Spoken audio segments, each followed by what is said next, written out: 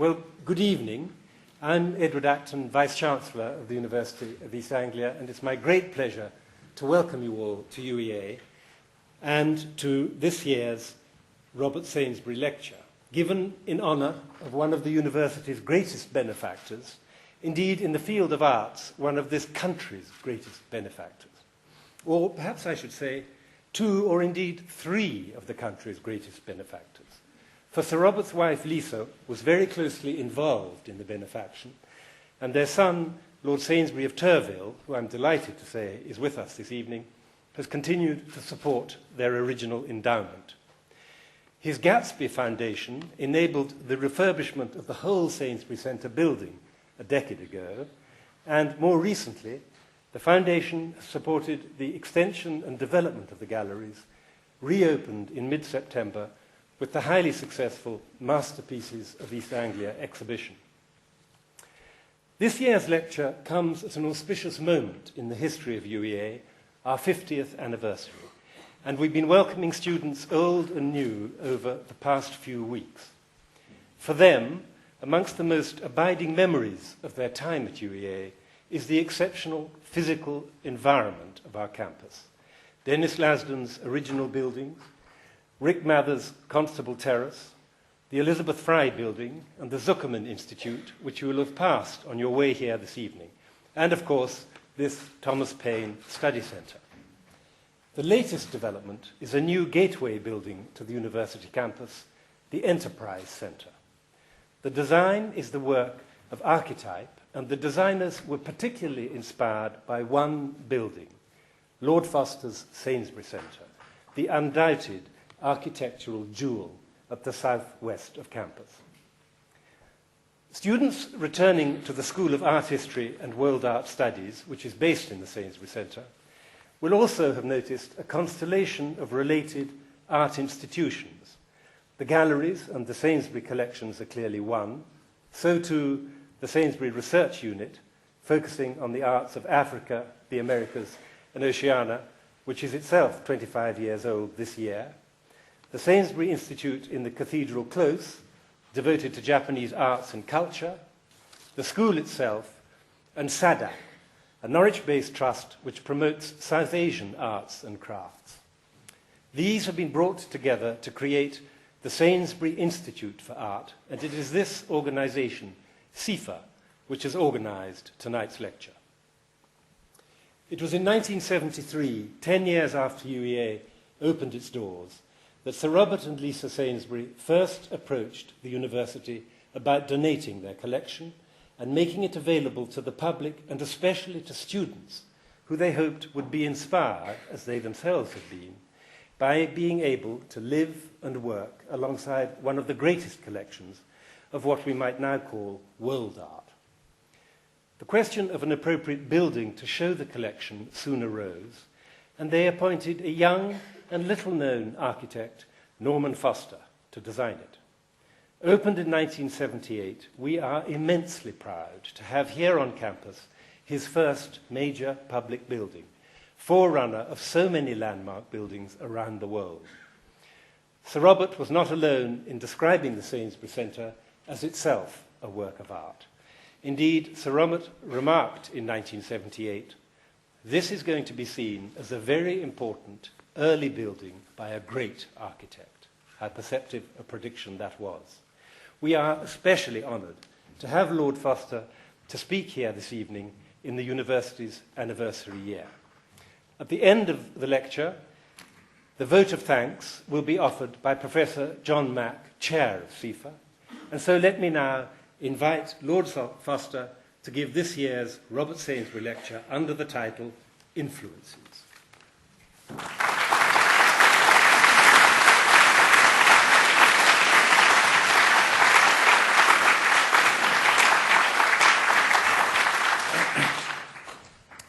Vice-Chancellor, Lord Sainsbury, ladies and gentlemen, I use the title Influences as a lead-in to talk about the centre, with an awareness that, in a sense, we are all products of influences, and that is as true of a building as it is of a person. So for me, as an architect, if I think about influences, I think about people, places, buildings, and things, objects. People, it can be architects, artists, engineers, colleagues, writers, filmmakers, photographers, mentors, teachers.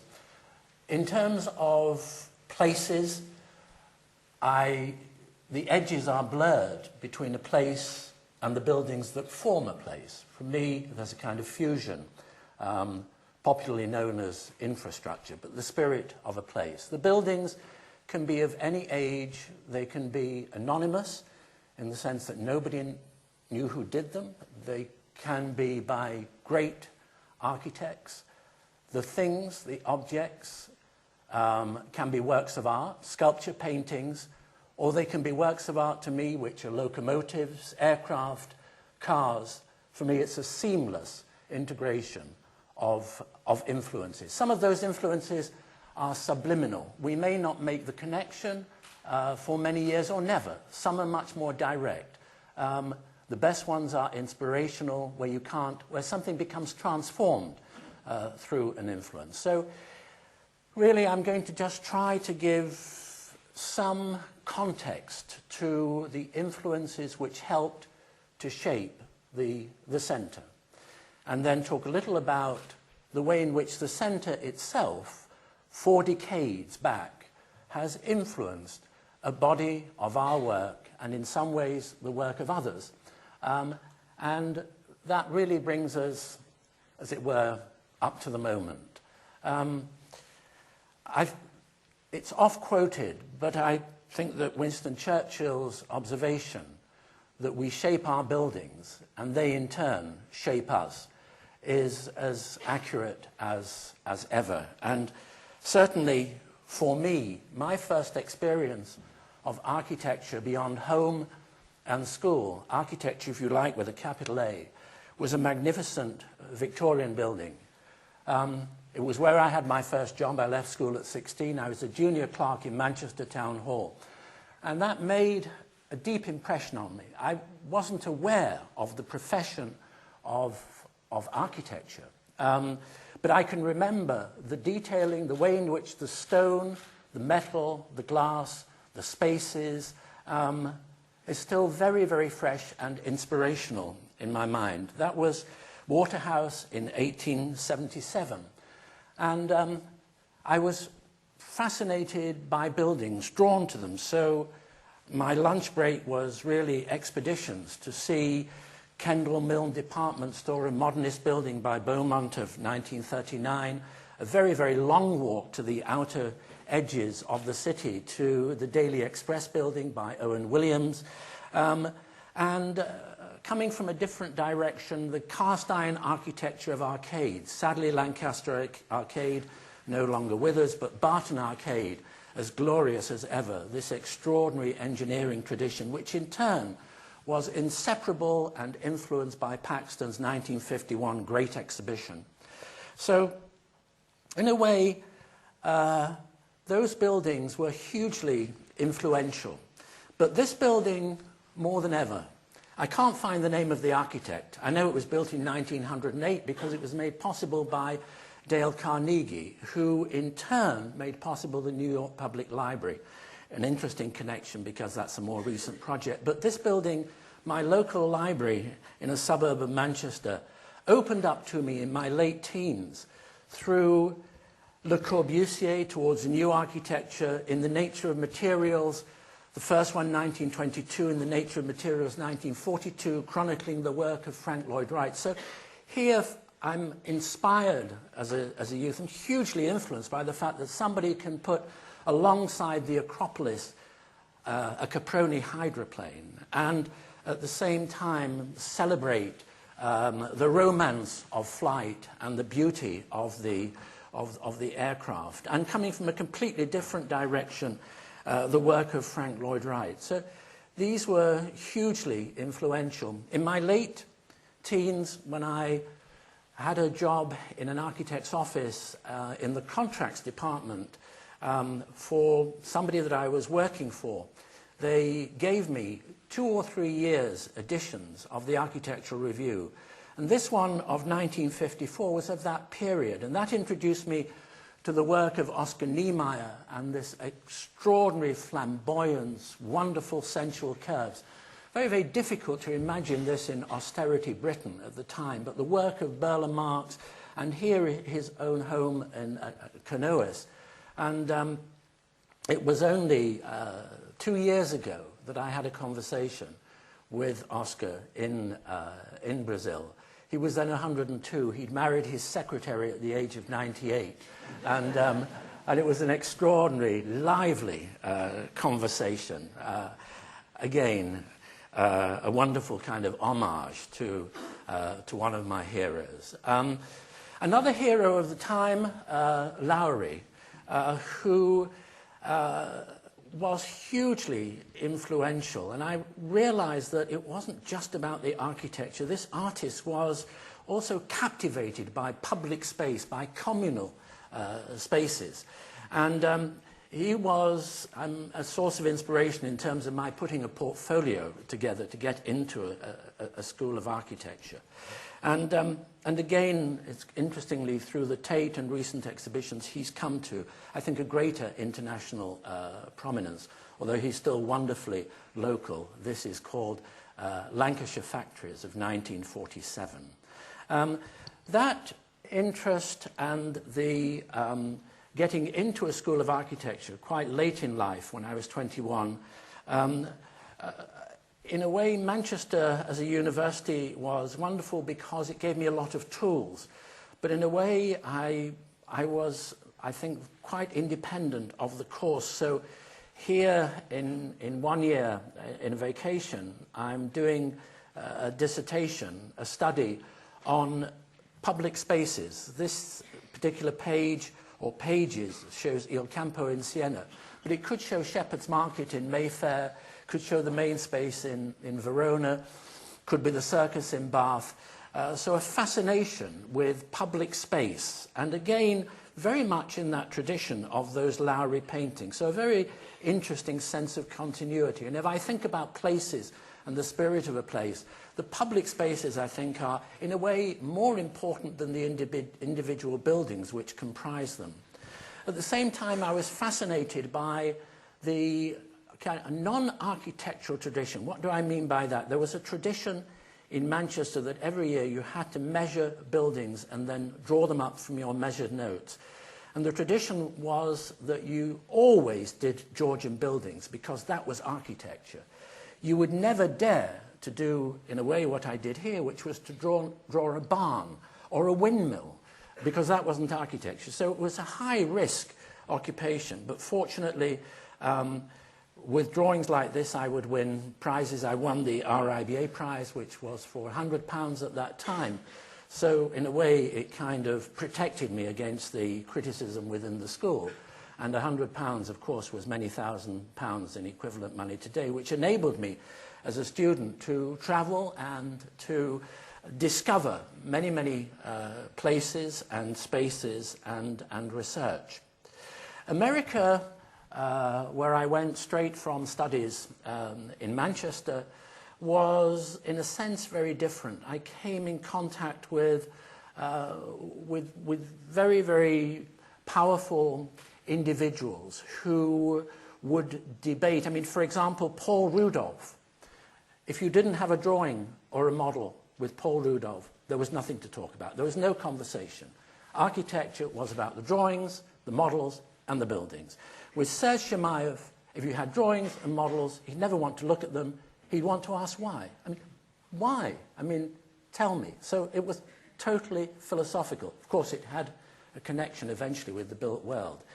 And then Vincent Scully would put into context, in historical terms, something that was completely fresh to me. He would be able to relate buildings from the past and the present, what was being designed today down the road in Saarinen office, with what films were showing in the local cinema and into the world of literature. So crossing all those boundaries. So again, in terms of influences, I was very, very fortunate to have teachers of this quality and caliber. And quite interestingly, if we think about Paul Rudolph, he came out of Harvard, and of course it was Gropius. So there, as a student, I'm going to America to rediscover almost the Bauhaus tradition through America, long left Europe. The travels at that time would take me to see case study houses in California, the SCSD system. There's a quote by Rainer Banham here, very, very observant for this pilot revolutionary school system which harnessed industry and, as he notes here in his quote, also creates extraordinary elegant architecture. And that was a very, very powerful influence on the earliest of projects, mostly unbuilt. Here's Rainer Banham on his molten bicycle with his wonderful flowing beard. And he gave a lecture here at UEA called The Yellow Bicycle, which he starts off by saying it grew out of a conversation between he on his molten bike and myself leaning out of a car, holding up all the traffic with people hooting and banging on the horns because we had this conversation. He then goes on to talk about the importance, the symbolic importance of the yellow bicycle. And again, for me, the bicycle is a powerful object, cultural object, symbolic. I associate it with breaking free of the city in Manchester as a youth, and it's something to which I'm ever more attractive. I mean, in a sense that if I'm not traveling, then a certain proportion of the day I'm still on my bike. Rainer Banham talked about the influences, and this catalogue of the early 80s, which accompanied an exhibition of our work at the time, interestingly almost catalogues, more by, I think, accident than anything else, a lot of the references in Banham's article.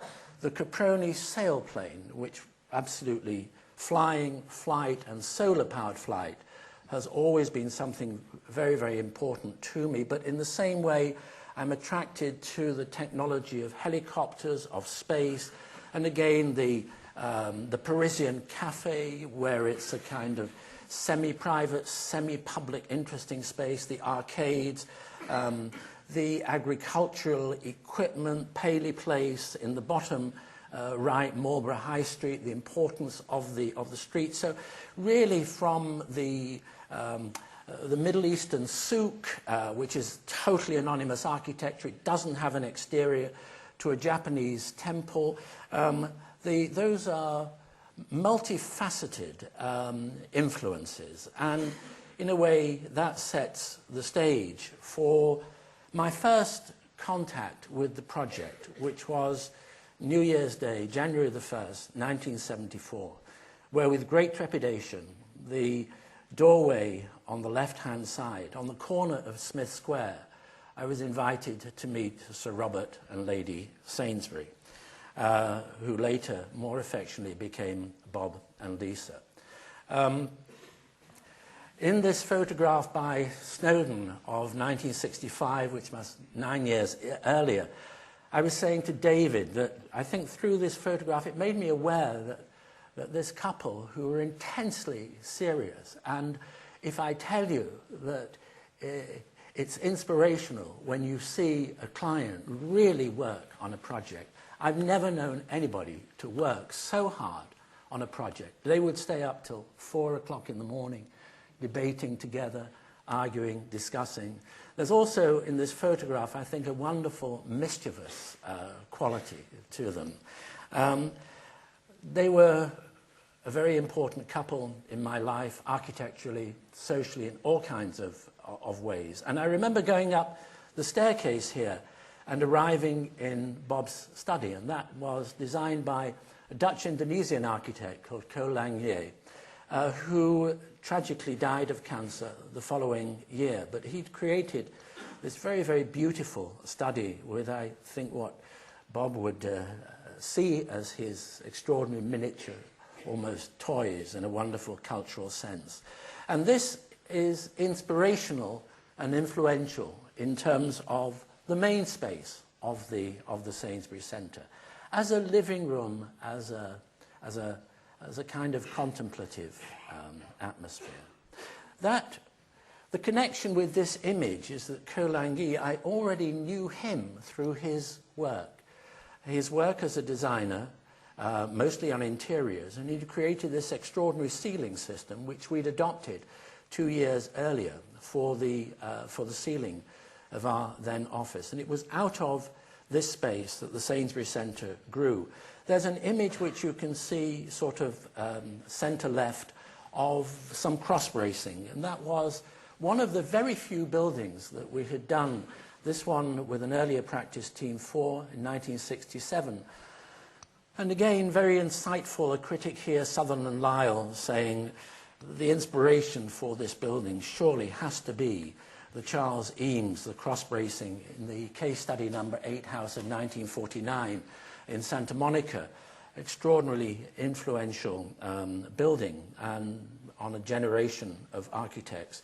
Banham, in his lecture, noted that this building for modern art glass on the Essex kind of wastelands, marshlands rather, was the forerunner of the centre. This was in 1973. And the only other building that we'd completed at that time, finished, was this centre for Fred Olsen. And I show this for 2 reasons, because the thing that these 3 buildings have in common is that they are about integration, and in a sense quite radical, because this brings, for the first time ever in the history of the then docklands, the manual dock workers together with management. The Reliance Controls was a democratic pavilion. It wasn't a worker's shed and a management box. It broke the division between we and they, clean and dirty. And in the same way, modern art glass. So they were all quite socially radical, and they pushed the technology of the day. They attempted to another level. So they were about the technological, they were about the social, but also about how you could create a poetic vision out of these raw materials, as it were. And the final point really about this, which I was only to discover several years later, was that I was told that when Bob Sainsbury saw this building, he was taken round and he said, whoever did that building, I would like them to be the architects for the centre.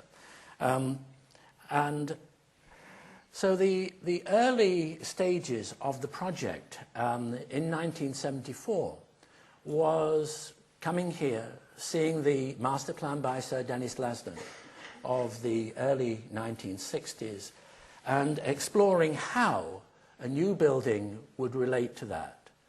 And that year, we spent a lot of time together here with the Sainsburys, and very interesting debates. Would the new building go next to the existing arts buildings? Of course it would. It's logical, isn't it? Well, perhaps not so logical, because conversations on the subject with Bob, who would recall his days as a student in Cambridge, and saying, wouldn't it be better, wouldn't it be more interesting if I was studying science and I would come into contact with the work of artists, and vice versa? So really quite intense debates. And then, typical of the thoroughness and the professionalism and the curiosity behind the Sainsbury's endeavours to create this centre, we made study trips. Here is in the courtyard of the new National Museum in Berlin by Mies van der Rohe, and here you can see them in looking at behind the scenes. That was always absolutely fascinating for me. They were as interested in what was going on behind the scenes, what made it tick, what happened to a work of art when it came, how was it uncased. And they were very critical, quite rightly, of some of the security provisions in this museum, for example, Louisiana. So we went, Louisiana, incidentally, is a museum, not in America, but in Denmark, just outside Copenhagen. And from each of these buildings, we would learn elements that would eventually fuse together and inform the centre. Although, of course, the centre comes out unlike any of these buildings. And I had tried to work with Bob and Lisa to identify those buildings that might seek to create insights into the use of natural light, for example. And Alvar Aalto in his museum at Arleborg was a master of natural top light. So, and I think it was Louisiana shown here with the way in which it would extend out into the landscape. And it's quite fascinating that today we've been looking not just inside the building, but at the spaces outside and how works of sculpture might be encouraged for exhibitions in some outside spaces. So this connection with the landscape was hugely important in terms of identifying the site.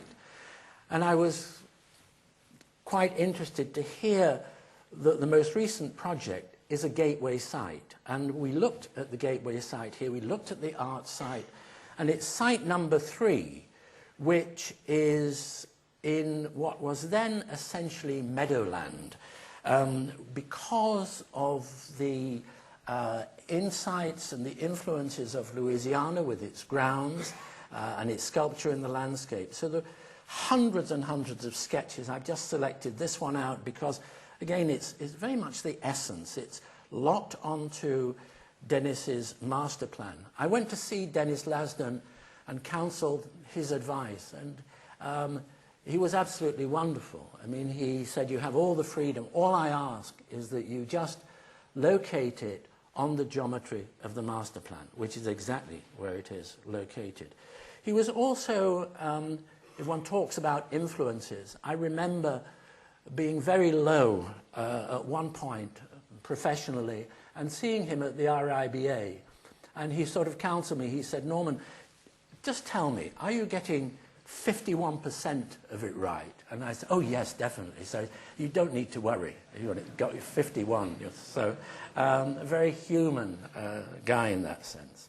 And this is the view from the site before the building was built.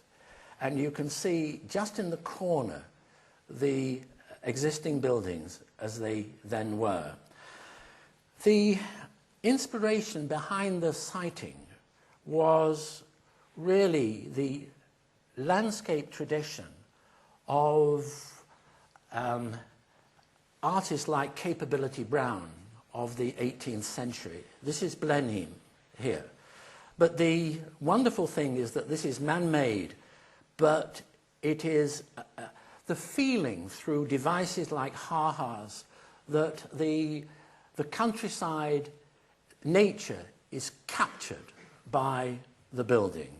And in that sense, the building is a very, very intense dialogue to engage with the views of the lake. Here you can see it clearly on that geometry, and to seek to capture that view so that this would be open at both ends. And we were having a very insightful conversation earlier, about an hour and a half ago, and just reminiscing that finally, with the reserve collection in this location, it will be open, and of course it's open at the other end.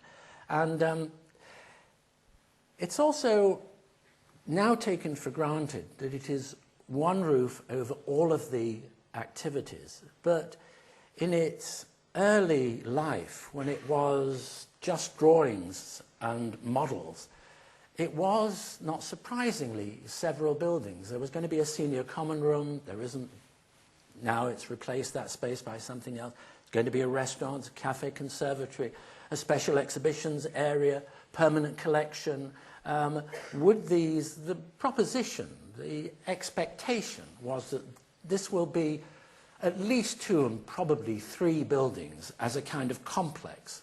So the decision to seek to get the synergy, the social interaction between the different users of this building, to combine public access with student access, with a faculty for studying art in the same space as displaying art, was absolutely considered radical. And And so the idea of this integrating umbrella with the public, the private worlds, I realized as I was putting these sketches together that this, as an approach, started really quite a long time back. It started actually with the very first project that I ever designed as a student in the first year. And that was for a boathouse and a weekend cottage in the Lake District. And traditionally, that would always be two buildings. There would be a boathouse down by the water, and then there would be the cottage up on a slope overlooking the boathouse. I had a kind of love affair with the romance of the elegant, beautiful boat, in this case a reaver. And my very, very first sketches here, the very first project that I ever designed as a student, you see that it's really one space. The boat is like an icon. It's behind glass. It's under that roof. It is one embracing roof. It's one building. It's not two buildings. So that idea recurs and recurs on current projects as much as it does on Sainsbury. It assumes many different iterations, but here, this idea of a lightweight roof that would encourage sunlight, which would be tunable, and the interaction between the different parties who would inhabit this building. Many sketches exploring that extrusion of a building, of a space, and then extensive use of models. I mean, I've always been fascinated from childhood onwards by the making of models and the way in which everybody can relate to a model. It's interesting that if I think about audience reaction now, the projects in Silicon Valley, which is the if you like, the homeland of digital technology, they're all analog models. The presentations are always by models. And everybody, I think, understands a model. Everybody thought that the age of the model-making workshop would be over with the advent of the new technologies, which can render extraordinary realistic images. What is interesting is that there has been a parallel growth in model-making facilities and the appreciation of models. This was the earliest version of that idea, and the box uncomfortably in the middle there is the reality behind this image. In other words, the purity of this image is almost like the Messian spaces in Berlin on top. Where do all the utilities go? Where do you put a kitchen? Where do you put a bathroom? Where do you put storage? How do you thread ducts and so on through this space? And in the end, that utopian vision was totally compromised by what happened when you put buildings within a building. And at that particular point, I realized that the lessons of one extraordinary architect, Louis Kahn, who had created these laboratories. And the philosophy behind this were that the laboratories themselves would be the spaces that were served, and all the heavy servicing, the mechanics, the ductwork and so on, would go into the spaces which serve those. And if that seems a rather far-fetched kind of visual comparison, the reality is that the diagram of the building here, which is the building as built, so the structure is deep, you can inhabit the structure, you can have all those embarrassing spaces, which are the storage, as it was at one time the photographic studio, the little kitchen for the cafe, the bathrooms, the ducts. It all fits snugly and comfortably into that. And this ability to be able to pull natural light, to tune it, to blank it off, to encourage it, to have the views beyond. And I remember that on the left here, you can see the structure as designed originally. And I remember, because the engineer, Tony Hunt, brilliant engineer, had done all the drawings, all the detailed calculations and everything. And I remember he said, "Norman, look, I think that's for another building, a future building." And I said, but Tony, there may not be another building. So, and then, as I was describing earlier to David, I then had the task of persuading Bob and Lisa, who were in love with this vision, that basically it wasn't good enough. And I think that was the occasion when they lost a lot of sleep in the middle of the night. But here, in this unfinished shell of the building, you can see the concept very clearly. And you can also see them exploring Wither's propositions for the display, the idea of the vitrines, and the use of full-size mock-ups and so on, and very much their engagement, their very, very intensely personal engagement with the project. And here you can see the way in which the ventilating system is in that void between the inner skin and the outer skin. And that, again, was revolutionary at the time. And it's interesting that 35 years later, it is still delivering. And it's rooted very much in the idea that the building will work with nature. The nights are traditionally quite cool in this area. The building has the ability to cool down. And then it starts its cycle. It's very much about working with nature, reducing energy loads. And that is now really the cutting-edge technology behind so many projects in an age where there is much greater sensitivity to the importance of the environment, carbon, pollution, energy, and so forth. So in that sense, it's informed a much larger body of work. The idea that you would use a thin metal and you would stiffen it through the process of corrugation, I think is very much in the spirit of iconic vehicles of that time, the 2CV. And so here you can see the way in which very, very clearly that diagram, the section, is expressed at the end. Otherwise, it's a very tight, very streamlined extrusion of a building. The materials, the idea of a super high insulation panel, again, was so far ahead of its time. So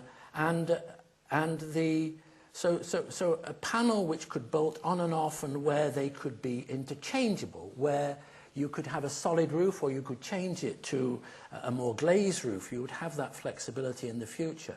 Nobody anticipated at that time that flexibility would prove to be a great bonus. I remember on this image having a conversation with an American writer, Suzanne Stevens, and she said, I do not see what the connection is between a building and a helicopter. And I said, well, a building will change over time, it will recycle in the same way that this Jet Ranger, which dates back to the early 1960s, I think the first production model was 1965, and a typical Jet Ranger now will have probably had its avionics changed, its engine changed, compressors, and so on. And that ability to be able to recycle within the building in a very unpredicted way, the panels developed a kind of internal cancer, which we worked out due to the fact that they had not been cured over a long enough period. So there was a chemical reaction internally, which was literally devouring the panels. The technology had moved on massively over the 10-year period, and very neatly the panels were able to literally be replaced one by one by one using the same bolt-on technology onto the neoprene gaskets and the gutters, the integral gutters. This is a conversation with a very influential individual, Buckminster Fuller, poet, cartographer, probably best known for geodesic dome structures. And he's probably saying to me here, how much does your building weigh, Norman? And I'm shuffling uncomfortably because I don't know how much it weighs, and it's Buckminster Fuller, and I should be able to tell him. So there's an exchange, and I send this schedule which lists all the weights in tons, and then there's a reply from Bucky. And of course, very wise, and this is really the embodiment of weight. What I discovered through this analysis was that 8% of the volume was the basement, but that accounted 8% of the volume accounted for 80% of the weight, and that the unit cost was twice the cost per square foot in the basement. So this very, very heavy basement, and nobody denies the importance of the basement. I mean, it enables the goods to be distributed as a spine from below. But the joy of the building, the performance of the building, the symbol of the building is the lightweight shell. So in the spirit of discovering about performance and the ability to do more with less, it was a very powerful object lesson. And interestingly, the artist here, John Davies, typified with this very, very heavy figure, produced this very humorous sketch for Bob and Lisa, which they gave to me on my 60th birthday as a gift. And it demonstrates the elegant, lightweight nature of the building, which, as this artist suggests, could be transported in space. Artists and the way in which artists can open our eyes, reveal other worlds. Here I was very privileged with Bob and Lisa to meet Henry Moore and to engage with him on the placement of a major work and to enable us to be able to cite that in the landscape, because you can't exactly move 10 tons of cast bronze and say, you know, I want it a little over here, move it there. But you can do that with plywood cutouts, which kind of profile the... very, very interesting, engaging conversations with him. Here you can see the reclining figure in its present location. This heralds the crescent wing, the growth of the crescent wing. And here we can see the way in which over that 35 years the building has evolved. So it starts off like this. It has the extension of the crescent wing. The crescent wing underneath has a particular configuration. That configuration changes, and that's the building as it is today. And what is interesting is that it's almost like a jigsaw puzzle. It's like the last piece, which I'm sure will not be the last piece. There'll be pieces within pieces, but it does have a certain sense of inevitability. Following the project, and to move on and talk about the way in which this building has been influential to a larger body of work, takes us to Heathrow, state-of-the-art as it then was, Terminal 4. And the exhortation from Norman Payne, who headed out British Airport Authority, an engineer, and he said, I want a new generation airport. He listed all the things that he hated about this and the other airports. He was very philosophical on the subject. And the inspiration, the profound influence for the new generation air terminal is here. And you can see the essence of it. You can see the undercroft in terms of the servicing. You can see the lightweight umbrella, the high performance lightweight umbrella, use of natural light, low energy, easily fabricated, lightweight, and that translated into this, one of many sketches, showing how metallic trees could actually grow out towards the sunlight, welcome in the sunlight, reduce the energy cost, and give a component of joy and somehow transform what traditionally had become a rather intimidating experience. And in a way, if one goes back to that image of Terminal 4, it's very heavy servicing. You have no contact with the outside. So this is all about light and so on.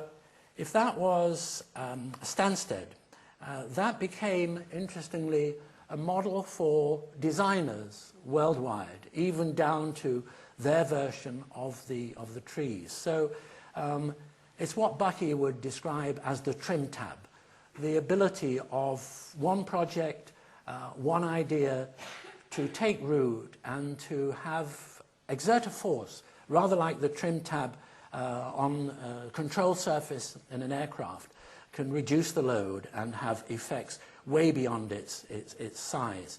That took us, in our development of that concept, to Hong Kong.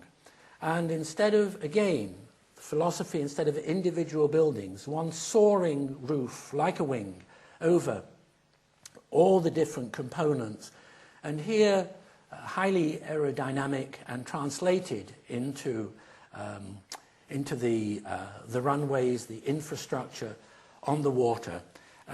This is, I think, probably is about 5 times the size of Stansted. And that was, up to relatively recently, the largest airport in the world physically. Along came, after this, Beijing, which I'll come to in a moment. The characteristics of these buildings are very much about contact with the outside, contact with the landscape. And again, it's interesting that I started the story of the centre with the landscape. So that contact with the outside, what I call in a digital world, the analog experience, so you always know where you are, is a very, very important component in these projects, and a direct lineage to the centre.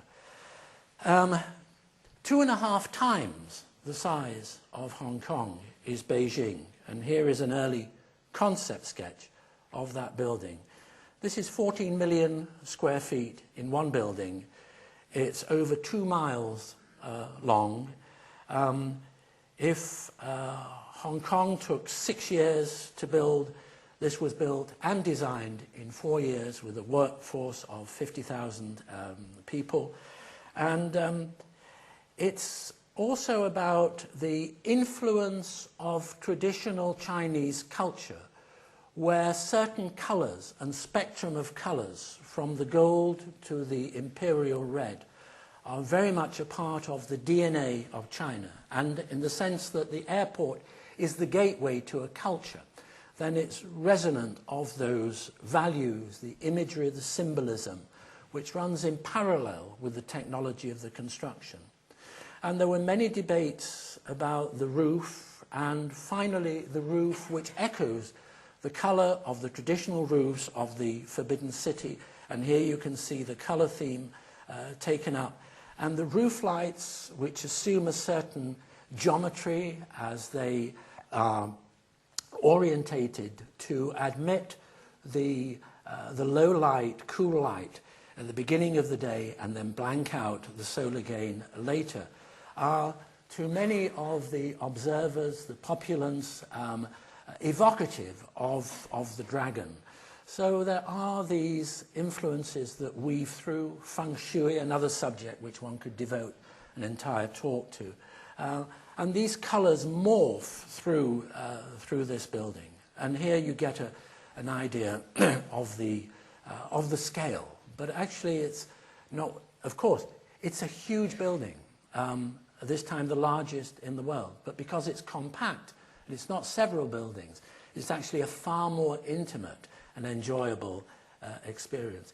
It's only more recently that I coupled 2 images, and that is the image of the great cantilevered curve edge which welcomes you when you arrive at the airport, with one of my favourite buildings of all time, which I described as the mother of all airports, which is Tegel Airport, which goes back to 1935, with this awesome cantilever where you literally can drive the DC-3s underneath it, evocative of the Berlin airlift, all kinds of historical associations. Just a brief take on the attitudes of can-do behind the Hong Kong and Beijing airport.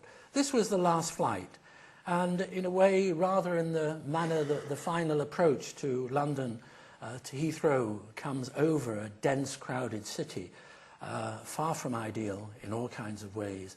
And the boldness of the venture, where there is a small island, and the largest dredging fleet in the world is brought to bear. The island is chopped down, it's a mountain, it's over 300 feet high, and an area larger than Heathrow is created. They don't have any land, only water, no problem. You have a hub airport which is serving Asia. More than half the world's population is within a 4-hour flight. Move the airport overnight? No big deal. Overnight. Vehicles in convoys, aircraft, sea barges, cargo.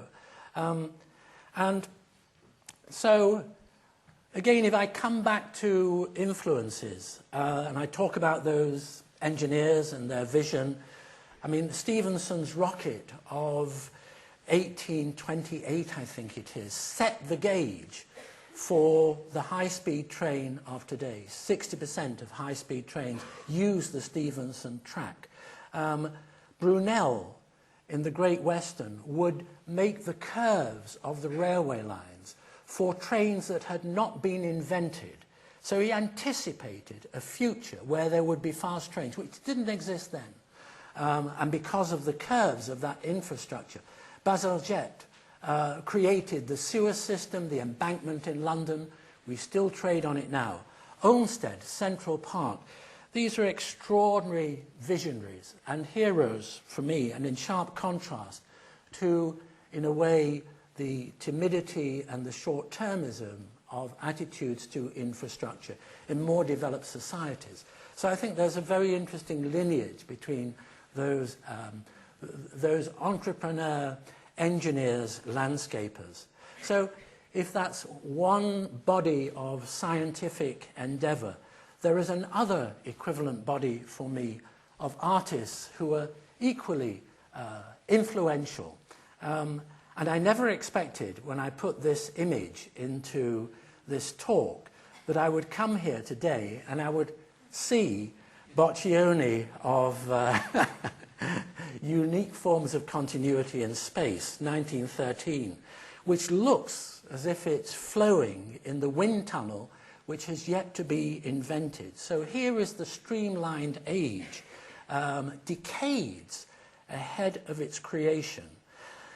I put this in because it reminds me that in this Paris air show there was Léger, Duchamp and Brancusi, and they looked at the aircraft propeller and they said, sculpture will never be the same. It was Brancusi. How can we ever better that?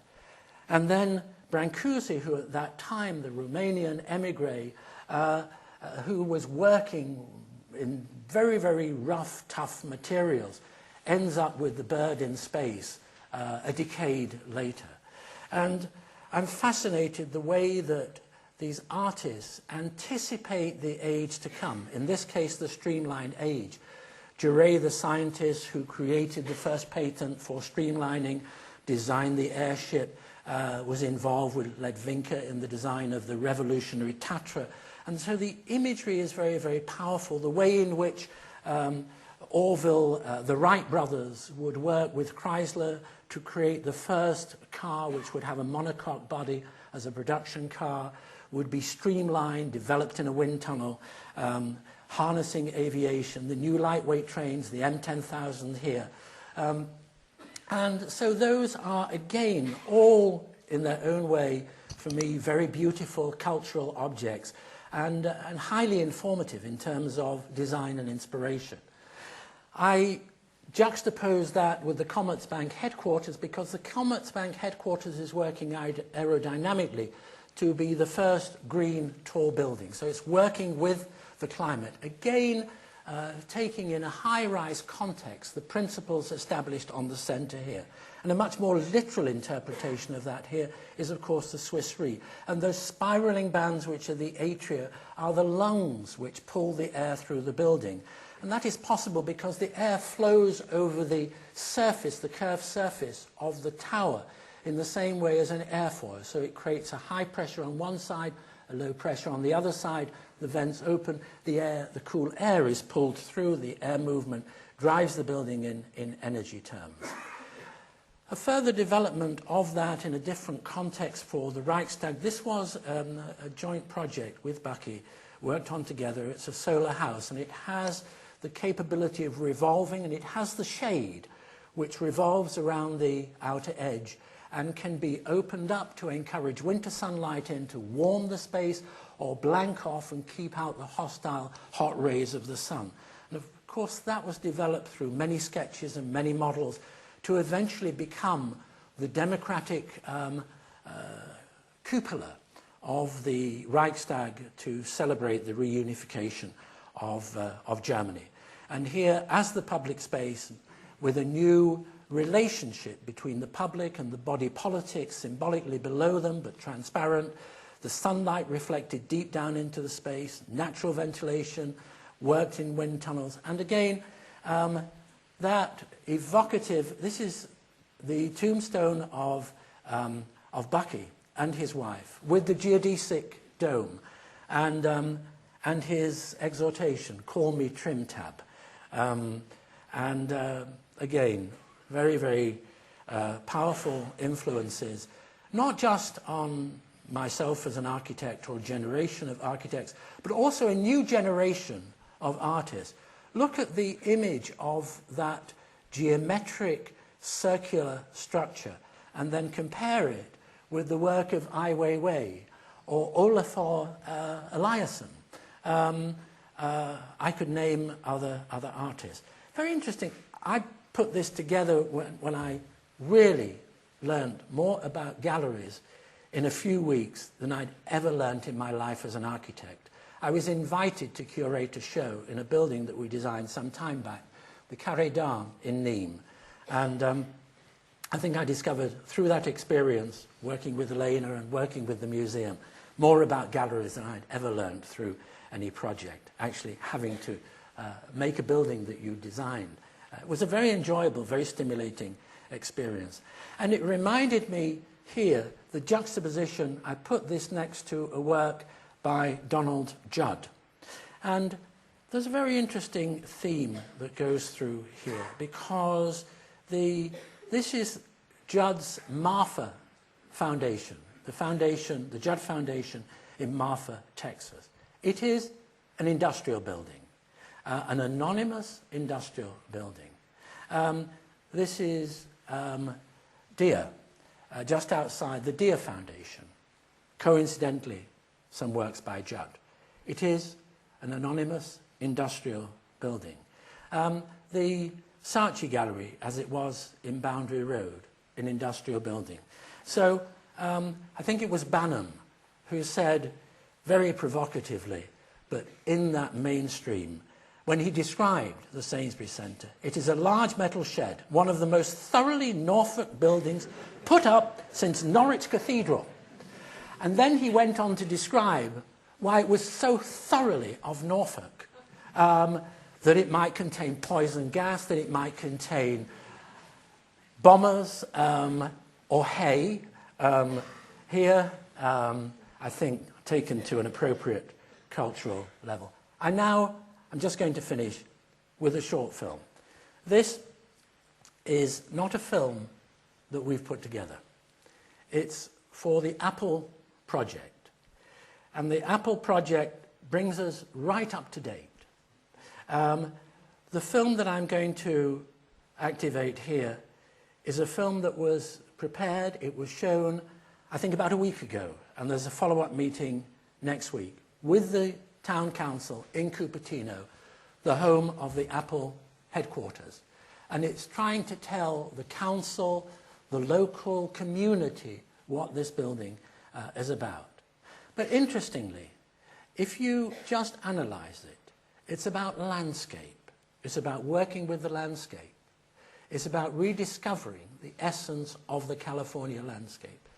The centre is about capturing the East Anglian landscape. It's about integration. It's putting it in one building instead of 14 or 15, which would be traditional, with lots of tarmac. It's about social integration. It's about a compact building form, even though it's huge. I mean, it's for 14,000 people. It's set in a 76-acre park, which recaptures the California landscape. It's about energy. It's about natural ventilation for more than 70% of the year. It's carbon-free. And all of those, if I gave that description, that is a description of the Sainsbury Centre 35 years back. So here's the film.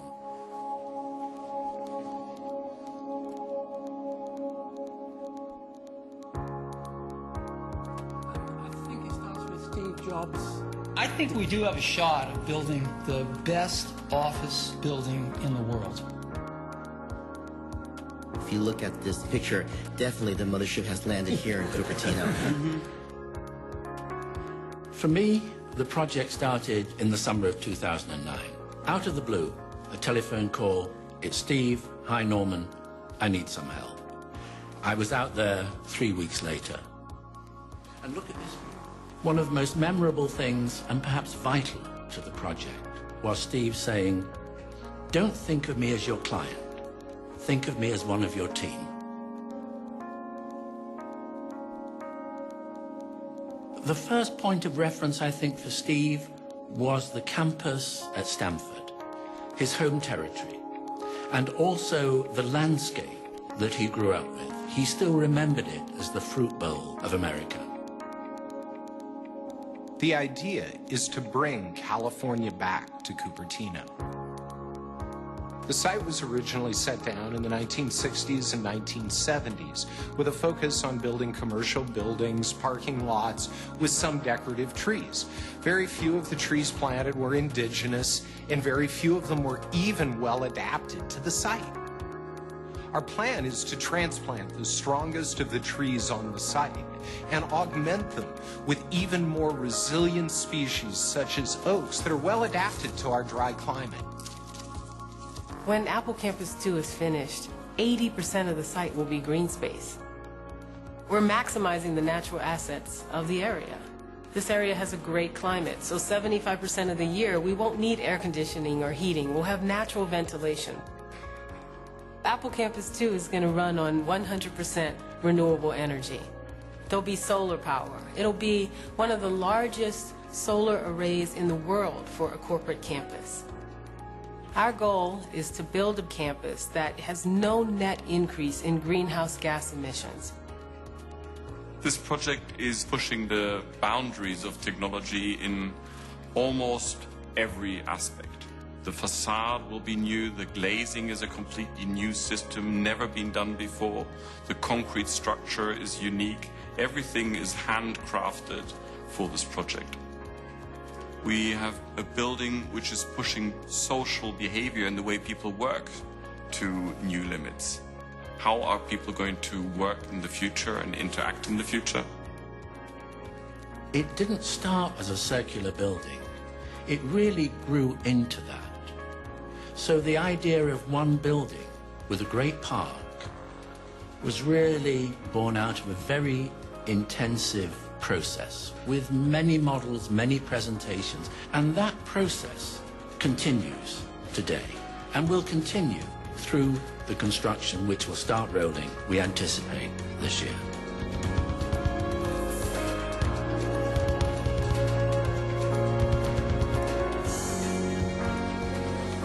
Apple's always been in Cupertino, and we're proud to be here.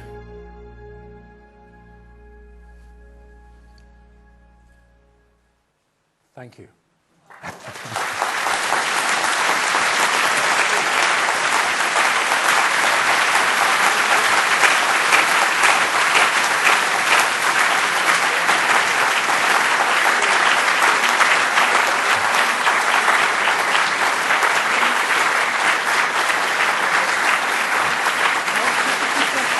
Completely relaxed. Whatever you... Well, Lord Foster has kindly agreed to take a few questions. Maybe we have about 5 or 10 minutes. So who could I ask first now? Can we get a microphone over here?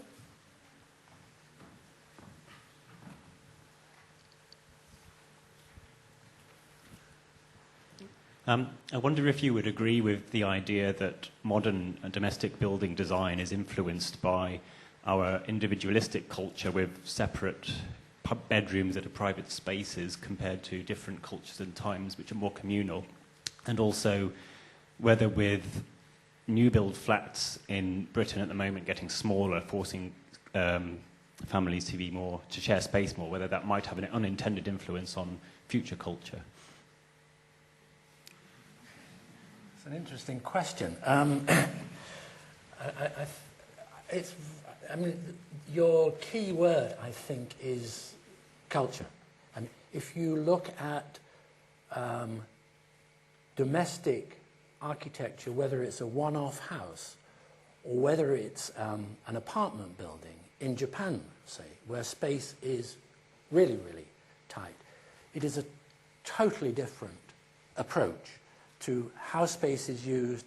I think that when you start to shrink spaces, you engage designers into more ingenuity in terms of the way that you can make spaces work for more than one function, or you can convert a space. I think that also it raises a lot of issues about mobility over the lifespan of a family. The fact that a family ideally needs different kinds of spaces over the duration of its life, when children leave school, when they're intensely part of a family before going to university. So I think that it's there's not a short observation on it. I think that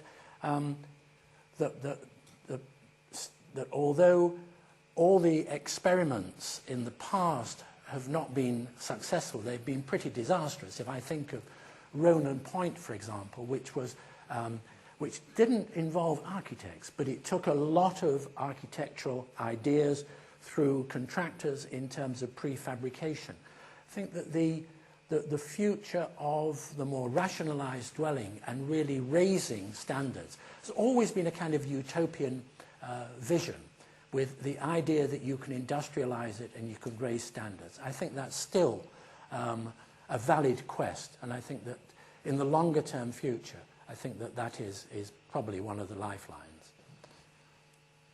Yes. Somebody who runs a private airfield in Scotland has completed, with an architect, I think, his own steel-clad, very innovative domestic house. This evening we saw all of your grand schemes. Would you, and do you, design anything that is of a domestic size, and particularly steel-clad? Yes, I mean, many residences and some kinds of buildings that I think might surprise you. We did Narinda, who's on the front row here, went out and got involved in the school system, actually teaching in Sierra Leone. And the outcome of that was a rationalized system that would enable the village community to be able to effectively self-build, but with one very, very important distinction, and that is that part of the architecture of the project would be a machine that would be able to convert the local soil into bricks. So that was working with the community. And some of those ideas have been developed further for, again, with Narinda and a small team, for Dharavi, which is that part of Mumbai which recycles a significant proportion of the waste of the city. It's probably one of the most dense areas in the world, about 3 million people who are in an area about the size of Hyde Park. And again, it's working with the combination of technologies, what is available indigenously, and the high technology that could create the sewage systems, the clean water, and a degree of public space. And that was very much about analysing the social patterns, the working patterns, which were essentially horizontal. And part of that was also finding why the new build blocks, which were 14 stories and which had the only WCs in that community, were unused, untouched. Why did they not work? And it was because the livelihood of that community is essentially horizontal. You can go up 2, you can go up 3 stories, you may push it to 4. 14, forget it, it's abandoned, it's not used. So I think that the practice is far wider than I'm showing by these projects here. But those threads do certainly run through our work, and the domestic thread is a very important one.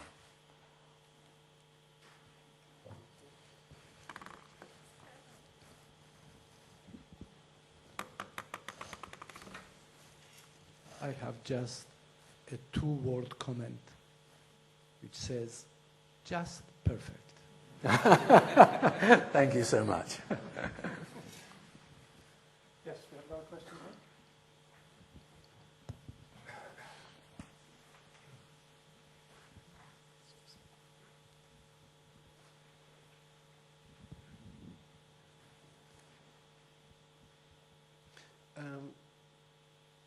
I, as an architect, I wanted to know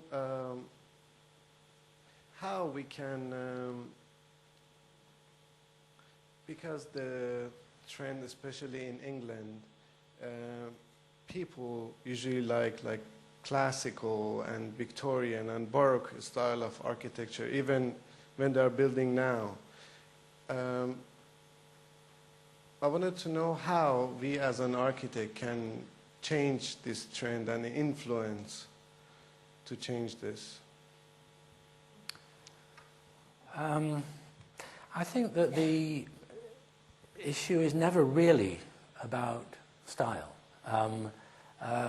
It's about what a building delivers in terms of, I mean, it sounds corny, but to go back in time to the first description of architects, commodity, firmness and delight, something that will lift your spirits, that will work emotionally, will be welcoming, will want you to inhabit that space, will not be a hostile sort of I don't want to go there, but and it'll be solid even if it's light and spindly or made of wood or made of stone or whatever. So it will be an architecture that will deliver. I think that when you have those qualities in a building, and sometimes they may prove elusive, but when they do come together and they move the spirit, I think that there is a public acceptance of that. And I can remember, I mean, many occasions. I'll just give you 2. In Swindon, when we did the Renowed Centre, I only discovered after the building was finished that the hard-bitten foreman who made life hell for everybody on the site, that he was like the poet. He would go up on the roof and contemplate in a Zen-like every evening. And I also remember when Stansted Airport opened, and the Queen visited, so there's very, very high security. And this policeman came up to me and he said, you know, my job is security. And I go from building to building. And I've never looked at a building like this before. I've never thought of a building as being beautiful. But I just wanted to tell you and share it. So these are totally unprovoked. What I'm trying to say is that it could go the other way. Somebody could come up and say, you know, I've been here all night and I hate it, sort of. You know. But I think that I think it's the same thing before I knew about architecture. I didn't know that the architectural profession existed. I was drawn to buildings. I was moved by certain buildings. I was moved by Manchester Town Hall, dark and cavernous and so on. But, you know, I mean, like nothing else I'd ever experienced in my life before. And I remember the wow of the Daily Express building, those curved corners and shiny. So I think that at a lay audience level, there is an innate, if the thing is right, it will touch something. And that's nothing to do with style. You can have a building with cornices and mouldings, and it can, can keep you awake at night. It can be horrible. Or it can be beautiful and domestic. You can have a modern building, and you can say, my God, I hate modern architecture. I feel horrible in here. You can have a modern building, and it's just magic. I mean, you go in a Frank Lloyd Wright house, you almost have to bend down as you go through the front door, and then the hearth explodes in front of you. Those things are timeless.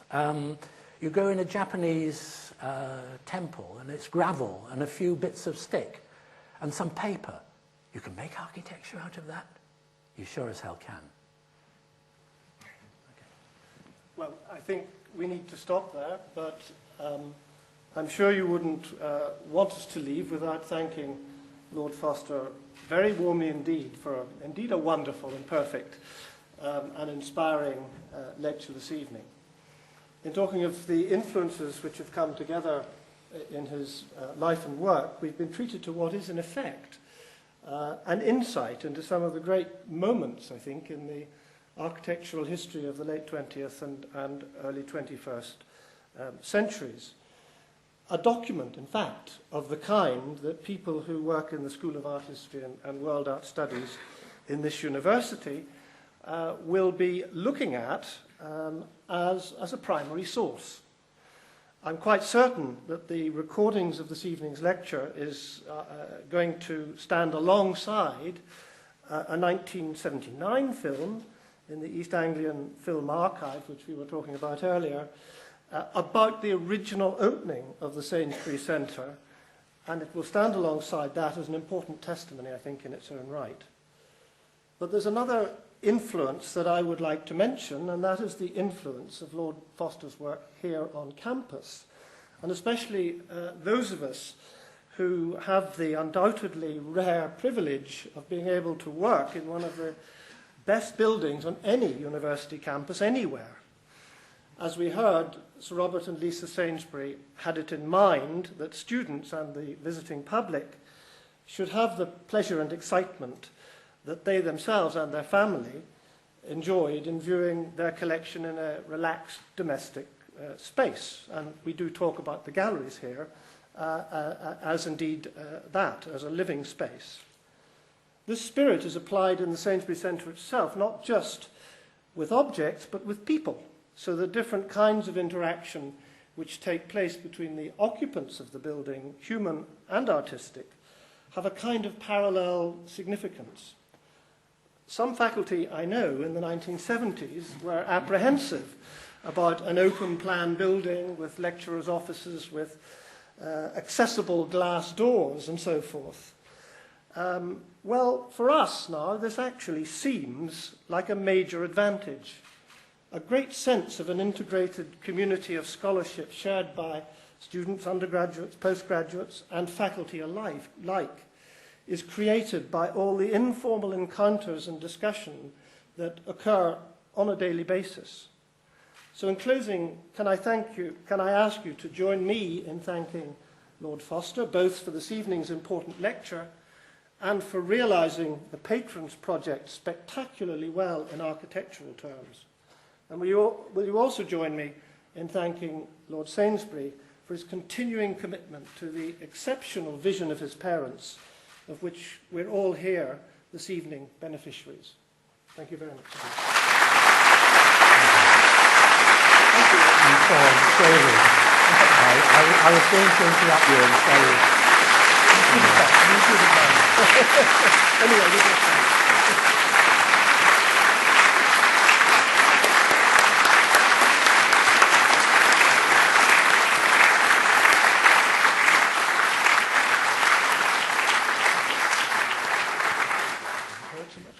I know it's not protocol, but I'd like to thank the university on behalf of everybody for the way in which it maintains its buildings and the centre in particular. And I was just saying, I was almost going to interrupt you and say, how grateful everybody is to David for continuing that extraordinary family tradition in such an active and engaged way. Thank you.